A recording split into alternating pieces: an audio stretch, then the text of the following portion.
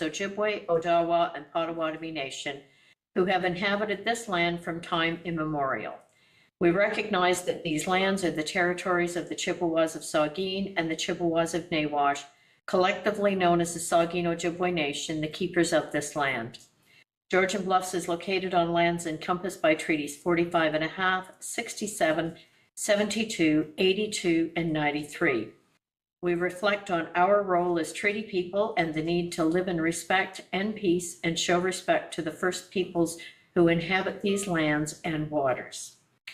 Moving on to adoption of the agenda, the recommendation is that the addendum to the agenda be approved to include consideration of bylaw 2025-034 to appoint an acting CAO, and that the order of business be amended to consider bylaws following closed session discussions, and that the agenda be approved as amended. Can I have a mover and a seconder, please? Councillor Day and Deputy Mayor Pringle. Is there any discussion? I will call the vote. All in favor? That is carried. Does any member wish to declare a pecuniary interest?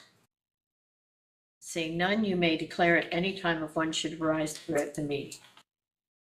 Going to minutes of the previous meeting, the recommendation is that the minutes contained herein be approved. And these are the minutes for council on May 7th, special council May 13th, and May 16th. Could I have a mover and a seconder, please? Councillor Coburn, Councillor Winters. Is there any discussion?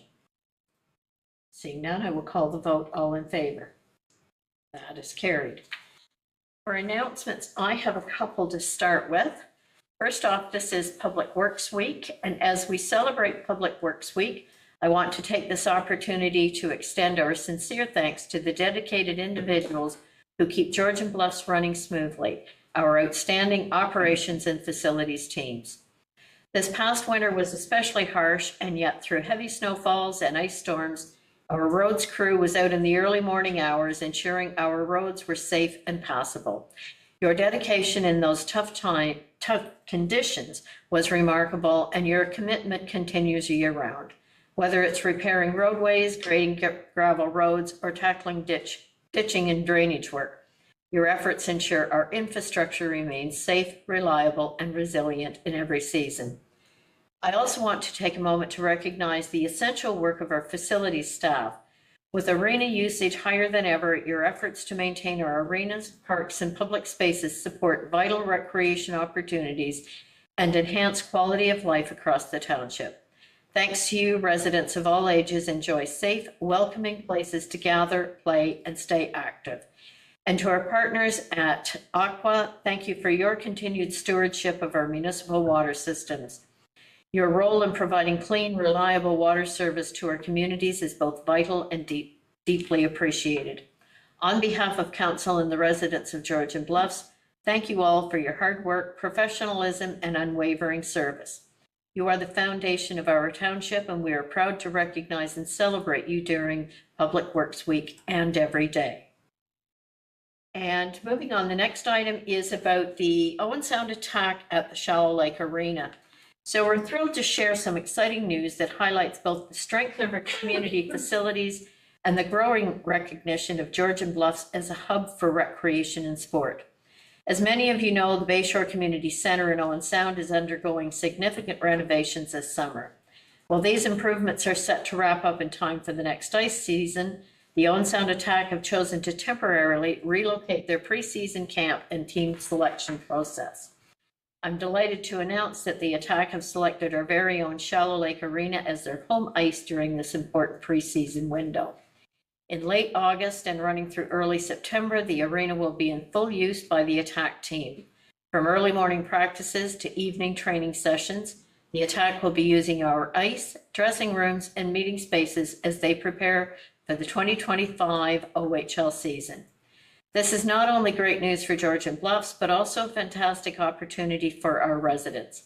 The preseason camp is open to the public, and we encourage fans to come out and watch the action, cheer on the hopefuls, meet the team, and experience the excitement of OHL hockey up close. Georgian Bluffs is proud to be hosting this outstanding organization, and we look forward to extending a warm community welcome to the players, coaches, and fans. So, That'll be kind of nice to see it so well used out there. Are there any other announcements?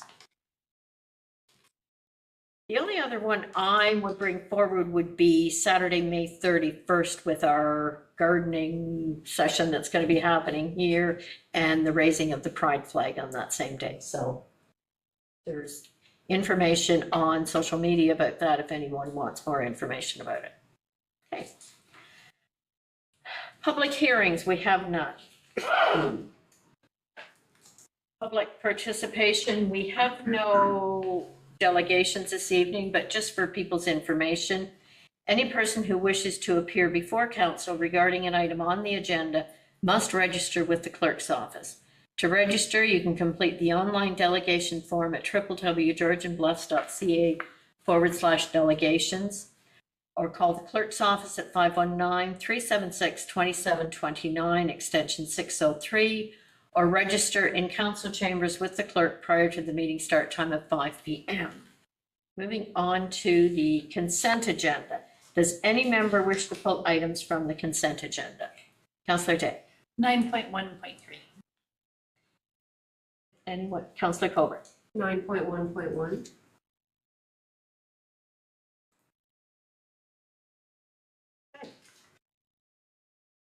So the recommendation then is that Council of the Township of Georgian Bluffs adopt the consent agenda for information as circulated, less items 9.1.1 and 9.1.3. Could I have a mover and a seconder, please? Deputy Mayor Pringle, Councillor Day. Is there any discussion? We'll call the vote. All in favor? That is carried. Councillor Day, I am going to go in numerical order here, so I'll go to Councillor Coburn first with 9.1.1. Thank you, Mayor Carlton, and through you to the rest of the council, but also to our planner, Mr. Benner. I'm reading the letter from the Minister of Municipal Affairs and Housing with some concern regarding changes to the Planning Act. At the end of the letter, it does ask for anyone in the municipality wanting to provide comments to forward those on.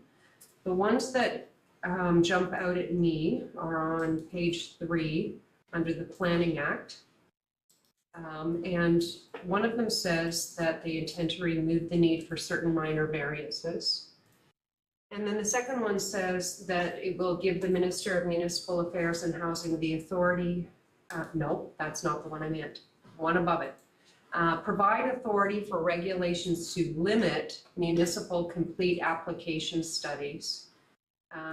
So currently, the way we do things is we get professional reports and professional studies, but we also look for other studies, particularly where environmental concerns might be raised. I read this that could be limited with these proposed changes. I wonder, Mr. Benner, if I'm correct, and if you could fill me in a little bit more on that, and if you believe this should cause us any concerns, and ought we respond with some comments of our own. Thank you. And I apologize. I should have warned you that this was coming, but I forgot. Thank you, and Madam Mayor, to Councillor Coburn.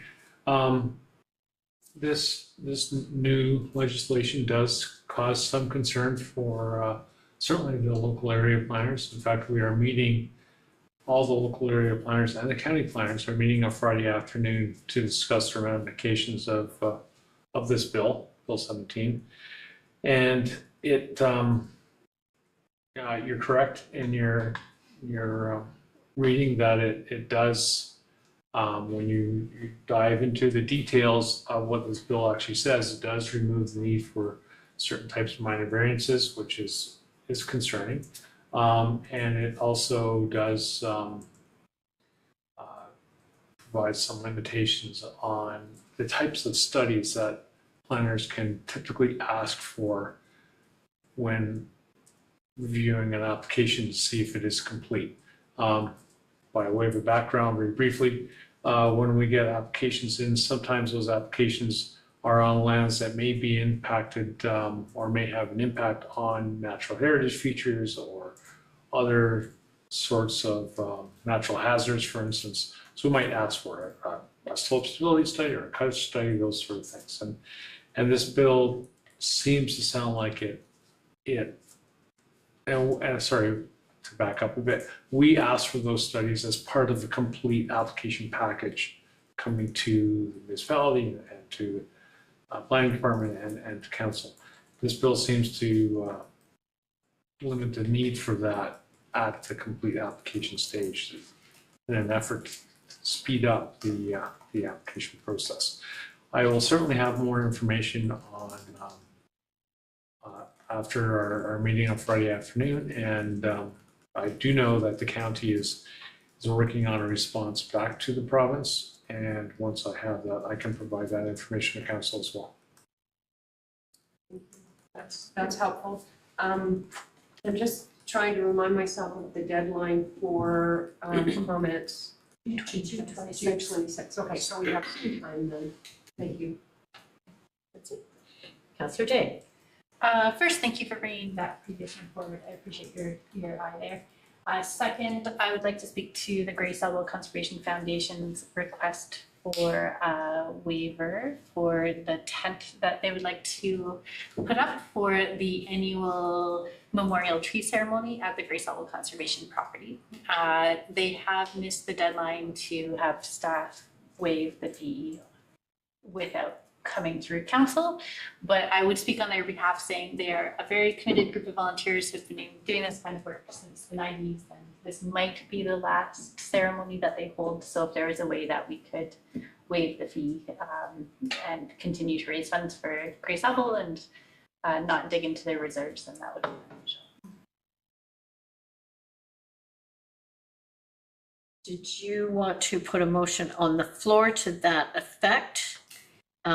Yes, I do. I move that we waive the permit fee as we have done in past years. Okay. Could I have a seconder in that, Councillor Coburn? Any further discussion on that one? None, I will call the vote, all in favor. And then I will back up to the first one that we need to receive. I realized that after I passed Councillor Day. Going back to the one that Councillor Coburn brought forward, that we should have a motion to receive that for information. Do we need to include that we're looking for further feedback on that, or looking to the clerk, just receive it for information? Thank you, Madam Carlton, for you. I think at this point, if staff are intending to bring back further information, it would be fine to receive it.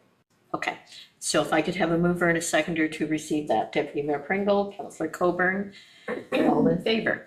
That is carried, thank you. Okay, so next we are on to reports. So the first one is the Committee of the Whole. Recommendation is that the minutes of the Committee of the Whole meeting held on May 14th, 2025 be adopted, including recommendation COW 2025-026, and that all actions contained therein be approved. Could I have a mover and a seconder, please? Councillor Winters, Councillor Coburn, is there any discussion?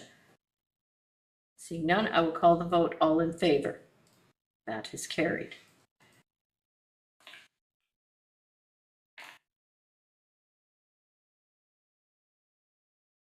And then sorry, I'm getting a little confused here. Were the reserve transfers not part of that? Or is that a separate motion that we have here? That should have been included in that Committee of the Whole. That's correct, it is. That's not the number I read off. 2025-026 was the motion, but that one says 020. No, sorry, further down. It says 026. There's two numbers there for What that. is the report number and what is the recommendation? Okay, sorry. Information reports. So the recommendation is that all information reports contained herein be received. Could I have a mover and a seconder, please? Deputy Mayor Pringle, Councillor Coburn, is there any discussion? We'll call the vote, all in favor. That is carried. Recommendation reports. We're on to the pay equity and compensation review. The recommendation is that report COR 2025-022, pay equity and compensation review, comparator selection be received for information, and that council approves the municipal comparator group as included herein. Could I have a mover and a seconder, please? Councillor Winters, Councillor Coburn, and I'm going to turn this one over to Brittany. Thank you, Mayor Carlton, and through you. This report follows the original staff report from the March Committee of the Whole meeting, in which we detailed the comparator matrix that we have since completed to identify a group of comparators that we present to council this evening for use through the pay equity and market check project that we will be completing through the remainder of this year. I'm happy to answer any questions as to how we identified the comparators. If council has any comparators they wish to see added from that list, they are welcome to do so. In the same vein, you are welcome to delete any comparators that you don't feel should be included on that list. I will note that I do have our consultant on the line with us this evening, Jane Misansky of Gallagher Benefit. Jane is the Vice President of their Compensation Practice Unit. And Jane is here to assist us with any questions regarding the process or the project plan from this point forward. So with that, I am happy to answer any questions. Thank you, and thank you, Jane, for being here this evening with us. I will turn to council for questions. Councillor Coburn. Thank you, and through you to our speaker this evening and also to our Deputy CAO. Almost used your new title. My question is regarding the matrix and the formula you used to identify the comparators. I'm just wondering where the formula came from, or the matrix, and has it been used before, and do we have a sense that it is a reliable predictor of comparators? I'll take an initial stab, and then Jane, by all means, feel free to jump in at any point. The matrix was developed internally by staff to attempt to mitigate some of the concerns that we heard out of the 2021 review. Just looking at the literal numbers and facts that make us comparable to other municipalities and those that aren't comparable to us. So, for example, in creating the matrix, we looked at the combined annual budget allocations and compared ourselves to those municipalities that are closest to us. In the matrix, you'll see that the lowest scoring comparators that we had included on the original matrix, I shouldn't even use the word comparators, the lowest scoring municipalities on that matrix are those that, provide services and have staffing allocations and budget allocations that greatly exceed that of ours, including the town of Collingwood, town of Wasaga Beach, etc. So we developed the matrix. I did then forward the completed matrix to Jane and her team for their input. And she did, for lack of a better word, sign off on the comparators that you are seeing this evening as being relevant to the township. If I may, thank you. I appreciate the explanation. I guess I'm just in my world, and maybe Jane, this is a question for you. I'm used to using tools that have been tested and have some validity behind them so that we know they're measuring what it is that we think they're measuring. And one of the aspects of the matrix that I was curious about was the average home assessment. Now we know that ours is relatively high, but I'm just not making the connection between home assessment and rate of pay, for lack of a better term. I can see where you want to use similar population, similar municipal makeup, similar budget sizes, similar services, but I'm failing to see why we would look at average home assessments. We know that we have Cobble Beach, and that is a bit of an outlier. It skews our home assessment values to the high side. But we also know that Georgian Bluffs has a fairly low cost of living, so that I'm a nurse. If I went to work in Toronto, I'd make way more money than a nurse does here. But I would expect that because the cost of living is so much higher in Toronto than it is here. So I'm just wondering if you can help me understand why that would have been one of the factors in determining the comparators, Jean. The factors that were in the comparator matrix, it was my understanding that they were already reviewed and discussed with council, so I didn't really comment too much on the actual metrics that you were using. There's no perfect tool to define your comparator groups. Some use this one here happens to be a fairly evidence-based, like show me the numbers kind of thing in scientific way of measuring, are they an appropriate comparator relative to us. Other municipalities, when we're doing the comparator group, we more or less, I've had one municipality where we put the pin in the location and drew a circle and said any municipality within that region or within that circle will be a comparator organization. Typically, we look at population because that's going to drive, the sense of the municipality, your employee count. We look at whether that municipality, do they have similar, composition? Do they have a lot of big industry that is driving rates within their municipality, or do they have, largely just urban, or agricultural kind of a makeup or composition, or are they all just seasonal? Because those will all influence basically the municipality's ability to pay. In regards to the assessed value, I mean, looking at it, I would say it's really not, it's not an influencer in who's going to be a comparator or not, because they all look pretty similar across, with the exception, I think, of Blue Mountain. That's considerably higher than all of the other comparator organizations.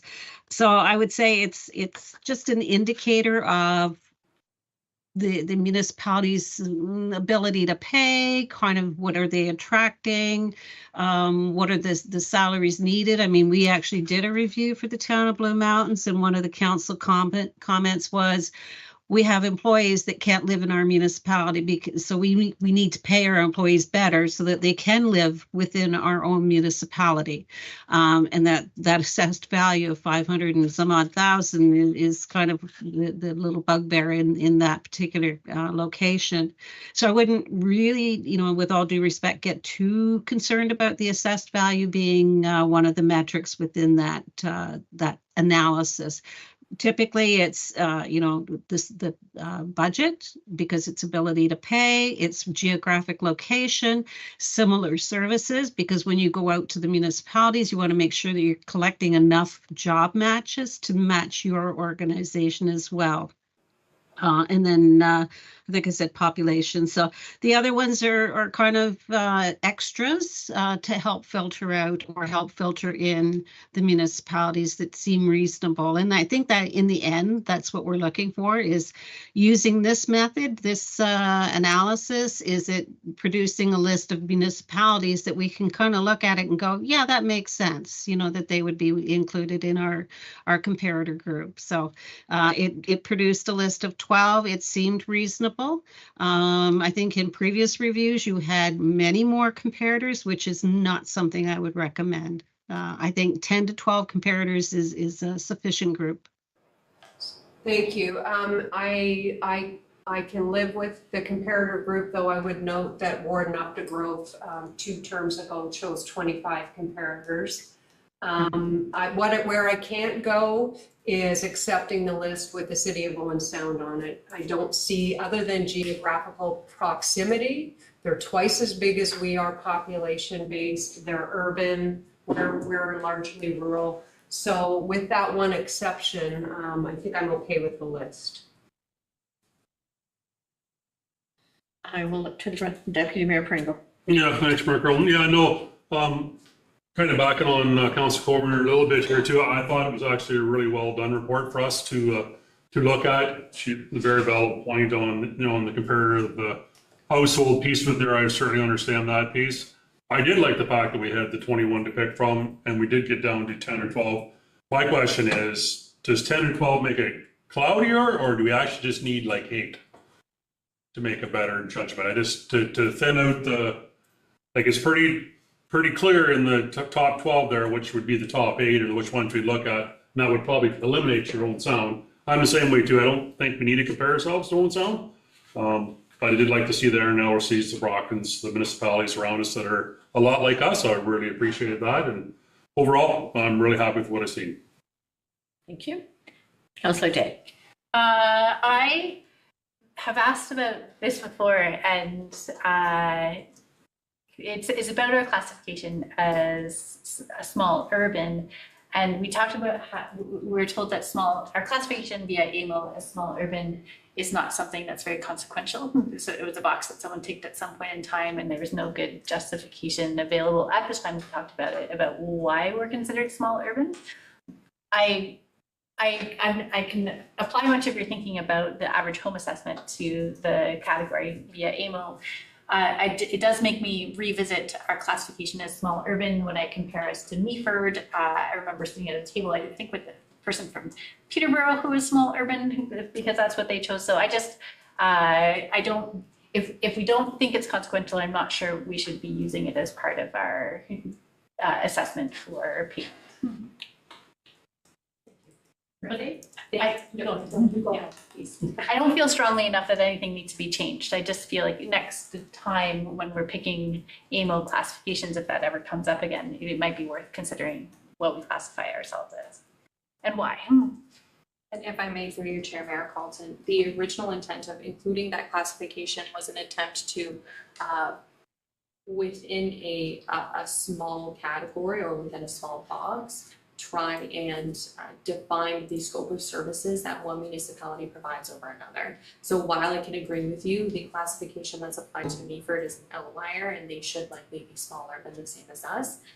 The intent behind that box was to classify urban versus small urban and the services that are offered between those two classes. So for example, the town of Collingwood is considered urban, but they're considered urban because of the scope of services that they provide, including wastewater treatment centers, an expansive in-house recreation department, whereas we don't provide those things, so we are small urban. But feedback well taken, that could have been expanded upon. So thank you for that. Further comments? Just if I may, the one question that I think's been asked a couple of times, and I have the same question. Is 12 comparators too many? Is it not enough? What makes this process easier and more fair? Jane, I may defer that to you through your Absolutely. There's no magic number. What I would typically we do say 10 to 12. Minimum, we need 5 because we don't like to report out our statistics if there's less than 4 observations or 4 job matches. So have to have at least 5 municipalities because not everyone's going to have the actual same jobs or good job matches. Ideally, anywhere it's a bigger range, 8 to 12 is good. And there's no guarantee if we reach out to these 12 comparators that all of them will participate. So I prefer to err a little bit on the higher side than the lower side, because then you've got some room to adjust and make sure that you still have sufficient information. I don't like looking at comparator lists that are really moving higher than 12, because then you're just, to be blunt, you're paying the consultant to try and go through all that data, and it's not adding additional value. It's not really going to change the marker any great degree. So I wouldn't go any higher than 12 comparators, and I wouldn't go any less than 8 really. For the size of your municipality, I think 8 to 12 is a good grouping. Deputy Mayor Franco. Thanks, Mayor Carlton. So in the list here from 1 to 12, that is classified as how they rank from 1 to 12. That's correct. So this is my own opinion. If we took 10, that takes out the township of Chatsworth and the city of Owen Sound. Everybody else's thoughts are on that? That was going to be my recommendation, if we go down to a group of 10. I could make an amendment to the motion to go to 10 comparators as opposed to 12. Seconder? Counselor Coburn? I just have one question. So we're talking comparators here, and yet when we're hiring, would both Chatsworth and Owen Sound be competitors for the people that we are hiring? And is that a factor to consider? Go ahead, Counselor Coburn. My understanding is that comparators, there's a difference between comparator and competitor. We may not be competing with Chatsworth. We may not be able to compete with Owen Sound.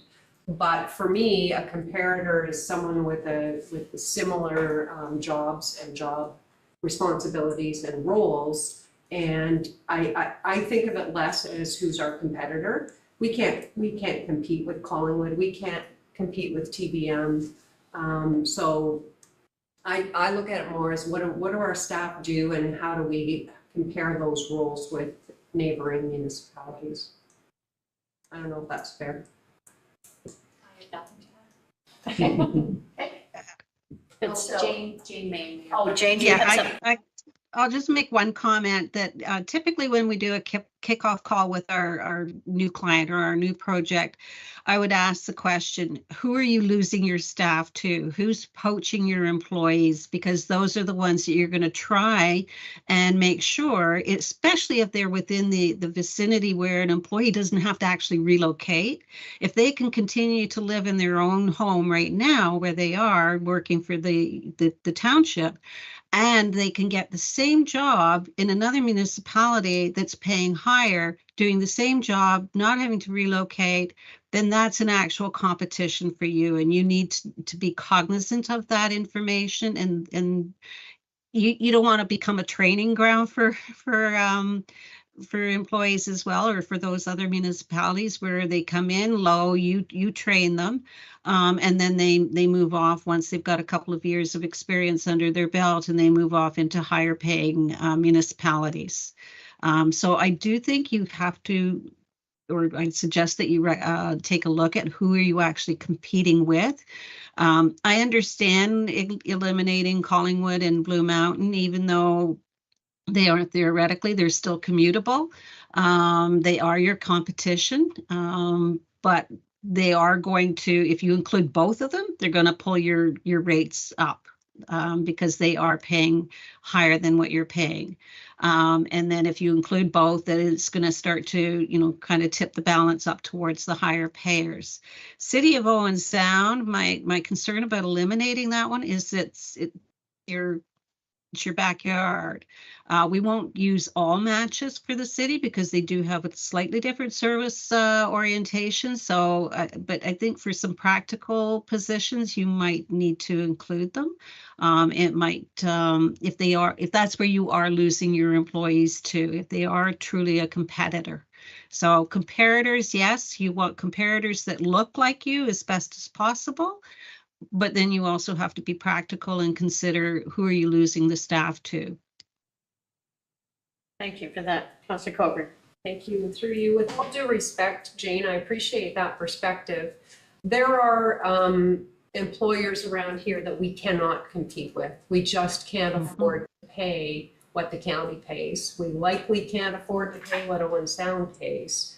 And so while we might lose the occasional staff to Owen Sound, though I can't think of a one that we've lost, I think we still have an obligation to our ratepayers to pay our staff reasonably, fairly, and as competitively as we can without putting our tax rates up any higher than we are able to. So our job is also to be careful of that. We do want to pay our staff well. We do want to be competitive, but we do know that there are some municipalities that we can't compete with. We just can't, and that's the reality. Yeah, absolutely. Okay, any further discussion on this? And I'm calling the vote on the amended motion. So all in favor? That is carried, and back to the main motion. I will call the vote on that. All in favor? That is carried. Okay. Thank you, Jane. Thank you. Have a good evening. Thanks, you as well. Yes. I just wanted to thank staff for actually having the consultant here because we didn't have that last time in the beginning and that was really helpful. So thank you for that. Yes. Okay, next item is the Kramer Municipal Drain request for minor improvement. Recommendation is that report DEV 2025-038 Kramer Municipal Drain request for minor improvement be received and that council accept the request for minor improvement on the Kramer Municipal Drain submitted by Barry's Construction and that the clerk proceed with the notice required under section 78 subsection 5 of the Drainage Act. Could I have a mover and a seconder, please? Councillor Winters, Deputy Mayor Pringle. Is there any discussion on this one? Councillor Day. The drain itself, I don't have questions about, but I do have questions about two comments in the document that talk about, I'll just read one of them if I can scroll up. That recommend landowner meetings. It is also recommended that the township consider holding a landowner meeting with the residences of the Kramer Drain separately to this project. As it is important to receive landowner feedback on municipal drains as they're in place to service drainage issues in this area. The first comment about it was that the drain is currently out of date as the current assessment schedule remains from this drain's original construction in 1973. And with substantial changes to the area, the township is unable to take any maintenance on the drain if need arises. Landowner feedback would be recommended and encouraged separate to this minor project to allow for conversations between the township and landowners. So through you, Mayor, to the staff, if I was wondering if any action had been taken on that suggestion. Thank you, and through you, Mayor Carlton. Staff have not taken any action on the broader discussions with the residents who are all part of the Kramer Drain. We have a municipal drain program that is actually undertaken by our consultants that help us look after our municipal drains. And the Kramer Drain is part of that program. This kind of came in as a one-off for that drain. And the consultants are also recommending that we do look at the entire municipal drainage system for the Kramer Drain, simply because it hasn't really been maintained over a number of years. And with impacts on climate change and aging infrastructure, it's important to revisit our drains from time to time to make sure that they are functioning the way they were originally intended to function, and also functioning in a manner that takes into account any changes to our climate and more active rainfall events, what have you. So that is a recommendation coming out of this as a separate piece, but we haven't initiated that step yet. Does it need to be initiated by council if it's something that isn't timely and important to be initiated, or is it part of the longer range planning? Madam Mayor, it is part of our longer range municipal drain program to start to revisit all of these municipal. We don't have a lot of municipal drains in the township, but it is part of our program to revisit these drains. I know the Kramer Drain is on a list. I just can't remember where it falls exactly in that list. Great, thank you. Any other questions or comments? Okay, seeing none, I will call the vote. All in favor? That is carried. Next item is the CAO recruitment timeline. Recommendation is that Council of the Township of Georgian Bluffs receive report CAO 2025-021 for information, and that Council approves the timeline as outlined in this report for filling the CAO vacancy, and hereby direct staff to carry out the necessary administrative actions to schedule and hold the special council meetings outlined in this report. Can I have a mover and a seconder, please? Councillor Coburn and Councillor Day, and I will turn to staff, I think, on this one. Thank you, Mayor Carlton. I am looking for basically finalizing our timeline for the recruitment process. I did consult with the clerk as many of you have provided her with scheduled vacation throughout the summer prior to putting this together. So keeping that in mind, the timeline has vacations kept in mind. So there is little room for movement, but knowing we can always switch things around, but also keeping in mind that we do have that caveat that if you cannot attend an interview, you cannot be in the process. So I look for feedback. So those dates were circulated to everyone, and I, based on information that had been given to the clerk. So are there questions with those dates, or Councillor Coburn? Thank you, Mayor. I guess I don't have a question because I can make those dates, but we did hear from Councillor Scholdice, who said he may not be able to. So and unfortunately he's not here, so I'm not sure how to speak to that, but as I say, it would be nice for all of us to be involved in that process. Have we heard if he's able to? So the last I had heard from him was that he's scheduled to work that day, but that he could reach out to someone else and see if he could change that date. And that's the last I've heard.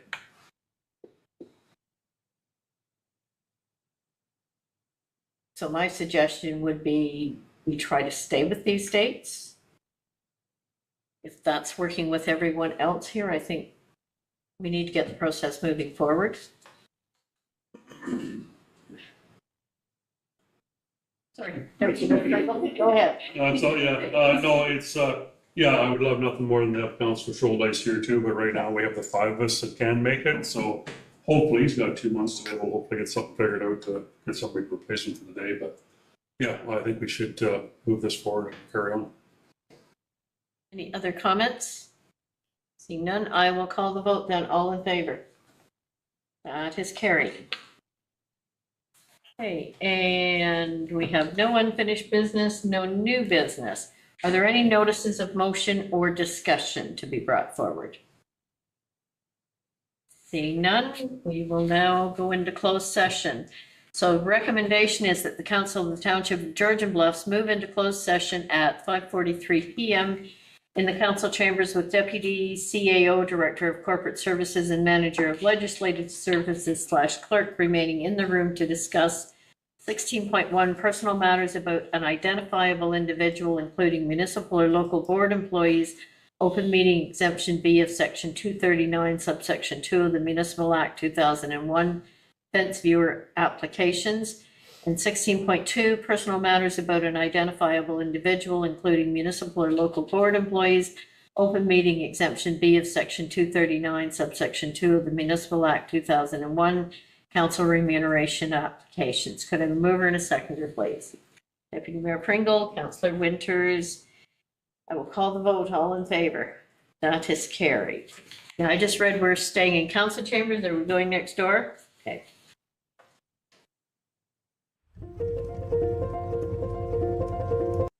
Georgian Bluff has a lot of activities to do. It's really nature driven, and it's like the community is very nice, very friendly. And a lot of the locals come here every single day and they think of it as their therapy.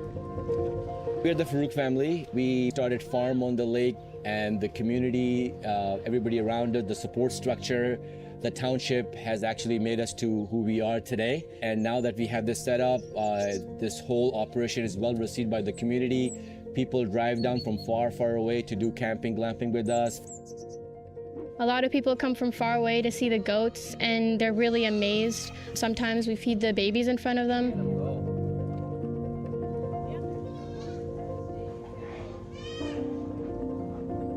When we think about Georgian Bluffs, it's really the Reiki forest bathing that comes to my mind. I'm a Reiki master teacher, and we were looking to bring our people for a retreat, and this property just popped up, and we realized that behind it's a beautiful forest.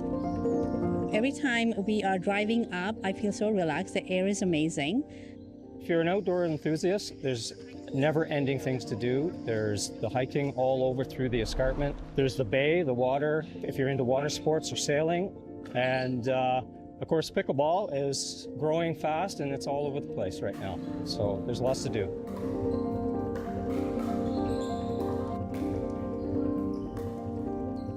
What we enjoy the most about Georgian Bluff is having access to the beautiful nature around us, the cultural impact from the First Nations to the local artists. The trails and so many great things to do and lots of business opportunity here and tourism as well to support our business.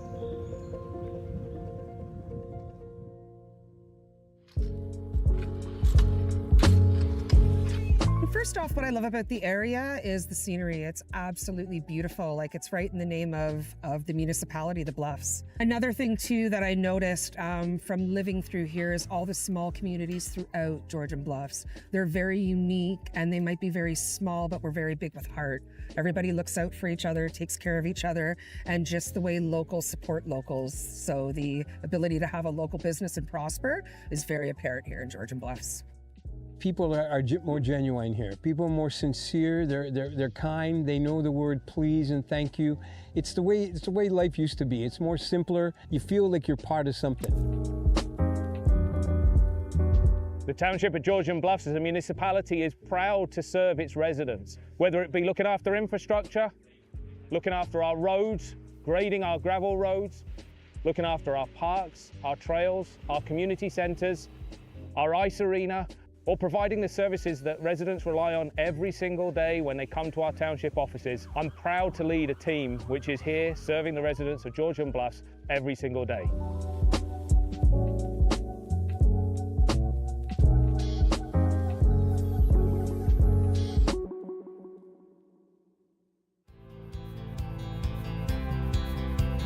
What we'd like to see Georgian Bluffs going forward is really, more people coming to experience this beautiful energy, this relaxed energy, because over here in Georgian Bluffs, I can hear the wind, I can hear the trees talking. It's just amazingly relaxing. Welcoming more people, yet with the same foundation and principles of community, of respect, and of morals. It would be great for Georgian Bluffs to continue to support, nature and the beauty that we have here and to keep our area clean and beautiful. I hope to see more local businesses, more sustainable living, and more families just moving up here and living and prospering off their land and their property. For me and my family, Georgian Bluffs means being close to nature, having the escarpment to hike and the water of Georgian Bay at our doorstep is something that draws us to being part of this community. The family-friendly neighbourhoods, the fact I can connect with my neighbours and see them on the street and say hello, and I know the people I'm seeing each day, is something which for me is something I treasure and my family treasures about being in Georgian Bluffs.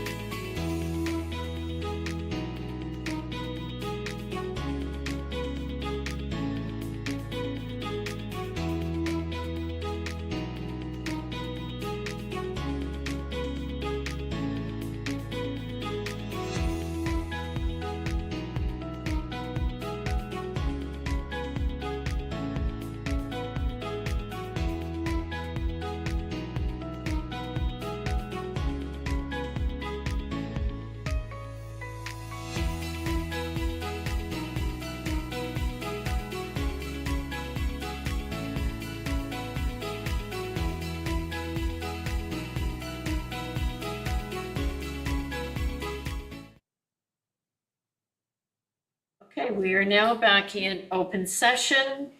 As a result of closed session discussions, the following actions were taken. 16.1, a bylaw to appoint fence viewers is being presented for adoption of council under the next agenda item. And council reviewed applications for the 2026 to 2030 Council Remuneration Committee. The following is presented for consideration, that council hereby appoints the following applicants to the 2026 to 2030 Council Remuneration Committee. Ann Duman, Bill Haldane, Brad McRoberts, Peter Reed, and Ron Glenn.